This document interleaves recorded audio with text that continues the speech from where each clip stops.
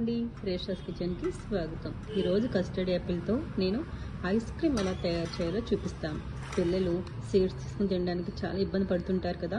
ఇలా మనం ice cream తయారు చేసామంటే వాళ్ళు చాలా ఇష్టంగా తింటారు.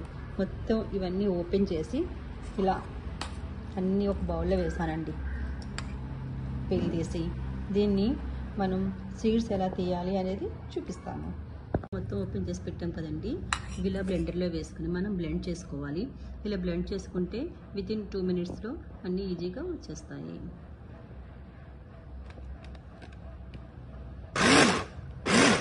జస్ట్ ఫోర్స్గా కొడితే చాలు వస్తాయండి. ఇలా సీడ్స్ అన్నీ మనం సెపరేట్ చేసుకోవచ్చండి. మనం ఇలా బ్లెండర్ చేసుకుంటే ఈజీగా వచ్చేస్తుంది.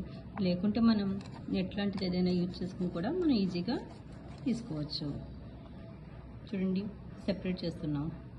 ఐస్ క్రీమ్కి ఇలా ఒక కప్పు కస్టర్డ్ యాపిల్ తీసుకున్నామండి. సీడ్స్ అన్నీ తీసేసి 3/4 షుగర్ పౌడర్, ఒక cup milk cream, fresh cream అనమాట. మన ఇంట్లో ఉన్న క్రీమ్ వాడుకోవచ్చు, ఫ్రెష్ క్రీమ్ తెచ్చుకునైనా వాడుకోవచ్చు. ఒక ఇలా ఇంతవరకు ఉంటుంది. 1/4 పల్పు అలా తీసుకోవాలండి. ఇది ఎందుకు అనేది నేను లాస్ట్ చూపిస్తాను మీకు. ఇది చూపించడం కోసం ఇప్పుడు చూపిస్తున్నాను, కానీ ఫ్రెష్గా అప్పటికప్పుడు తీసి పైన వేసుకుంటే టేస్ట్ చాలా బాగుంటుంది. ఒక 4 drops వెనిలా ఎసెన్స్, ఇవన్నీ మనం మిక్సీ వేసి స్మూత్గా పేస్ట్లా చేసుకుందాం. ఇలా మొత్తం మిక్సీ పట్టుకున్నామండి. ఇలా క్రీమ్ స్ట్రక్చర్ వచ్చే విధంగా మిక్సీ పట్టుకోవాలి. దీన్ని ఇప్పుడు మనం ఎయిర్ టైట్ కంటైనర్లో వేసి 3 hours డీప్ ఫ్రిడ్జ్లో పెట్టుకోవాలి. ఇలా ఒక ఎయిర్ టైట్ కంటైనర్లో పెట్టుకోవాలండి. పెట్టుకుని క్యాప్ చక్కగా క్లోజ్ చేసేసుకోవాలి. క్లోజ్ చేసి 3 hours దీన్ని డీప్ ఫ్రిడ్జ్లో పెట్టాలండి. తర్వాత దీన్ని మళ్ళీ మనం మిక్సీ పట్టాలి. నేను 3 hours తర్వాత ఓపెన్ చేసి తయారీ విధానం చూపిస్తాను. 3 hours తర్వాత మనం బయటకు తీసామండి. ఇది చక్కగా ఇలా క్రీమీగా వచ్చింది కదా. దీన్ని మొత్తం మళ్ళీ మనం మిక్సీ పట్టుకుందాం. మొత్తం మనం మళ్ళీ పేస్ట్ లాగా పట్టుకున్నామండి. ఇలా రెండవసారి ఇలా పట్టుకుంటే మంచి క్రీమీ స్ట్రక్చర్ వస్తుంది. దానికోసమే ఇప్పుడు మళ్ళీ దీన్ని మనం బౌల్లో వేద్దాం. ఇప్పుడు దీంట్లో నేను బాదం పప్పు, జీడిపప్పు కొంచెం కోర్సుగా పట్టి వేస్తున్నాను. టేస్ట్ చాలా బాగుంటుందండి ఇలా వేసుకుంటే. బౌల్లో వేసి ఇలా 2 బౌల్లో వేసానండి. మనం ఇంతకుముందు పల్ప్ తయారు చేసుకున్నాం కదా, దీనిపైన ఇలా వేసుకుని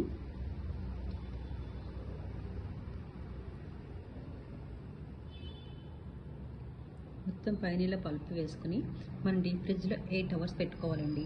8 hours పెట్టుకున్న తర్వాత, అంటే ఈవినింగ్ మనం పెట్టుకున్నామంటే మార్నింగ్ ఓపెన్ చేసుకోవచ్చు 8 hours. అప్పుడు మనకి చక్కగా క్రీమీ టేస్ట్లో వస్తుందండి custard Apple ice cream. Morning open చేసి చూపిస్తాను. క్యాప్ టైట్గా క్లోజ్ చేస్తానండి. దీన్ని 8 hours మనం ఫ్రిడ్జ్లో పెట్టుకుందాం. ఇష్టం లేని పిల్లలు కూడా ఇలా ఐస్ క్రీమ్ తయారు చేసి పెడితే కస్టర్డ్ యాపిల్ సీడ్స్ అని తినలేని పిల్లలు కూడా ఎంతో చక్కగా తినేస్తారు. హలో అండి, రేషాస్ కిచెన్లో మనం కస్టర్డ్ యాపిల్తో ఐస్ క్రీమ్ చేసాం కదా. చాలా అంటే చాలా బాగా వచ్చింది. టేస్ట్ కూడా చాలా బాగుంది. పిల్లలు ఎంతో ఇష్టంగా తింటారు. ఇలా మనం కుల్ఫీగా కూడా తయారు చేసుకోవచ్చు.